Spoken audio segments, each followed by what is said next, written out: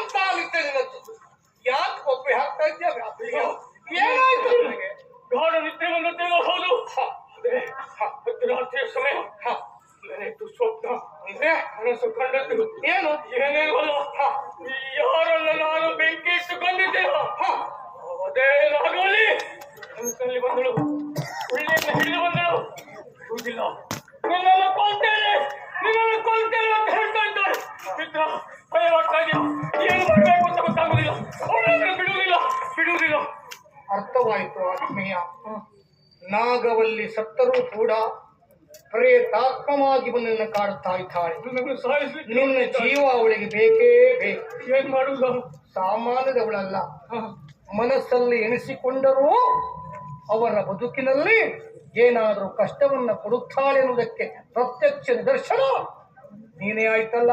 ಹಾಗಾದ್ರೆ ಇದಕ್ಕೆ ಪರಿಹಾರ ಇಲ್ವಾ ಆತ್ಮೀಯ? ನಾವಿಬ್ಬರು ಆಪ್ತಮಿತ್ರವೇನೋ ಗೆಳೆಯ, ನೀವೇ ಕಾಪಾಡಬೇಕು.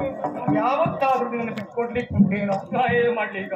ನಿನ್ನ ಪ್ರಾಣವೇ ನನ್ನ ಪ್ರಾಣ, ಯೋಚಿಸಬೇಡ. ನಿನ್ನ ಪ್ರಾಣವನ್ನ ಕಾಪಾಡುವ ಹೊಣೆಗಾರಿಕೆ ನನ್ನಂಥ ಆತ್ಮೀಯ ನನ್ನಂಥ. ಹಾಗಾದ್ರೆ ಆ ನಾಗವಲ್ಲಿಗೊಂದು ದಿಗ್ಬಂಧನ ಆಗಲೇಬೇಕು. ಇದ್ದಾರೆ ನಮ್ಮಲ್ಲಿ ಮಹಾನ್ ಮಂತ್ರವಾದಿಗಳು. ನಾವಿಲ್ಲಲ್ಲ, ಕೇರಳಕ್ಕಾಗಿಯೇ ಹೋಗ್ಬೇಕು, ಅವ್ರನ್ನಲ್ಲಿಯೇ ನೋಡ್ಬೇಕು, ಕರೆತರಬೇಕು, ಆದಷ್ಟು ಬೇಗ ಸಂಭಾಷಣೆ ಆಗಬೇಕು, ಇದಕ್ಕೆ ಪರಿಹಾರ ಆಗಬೇಕು.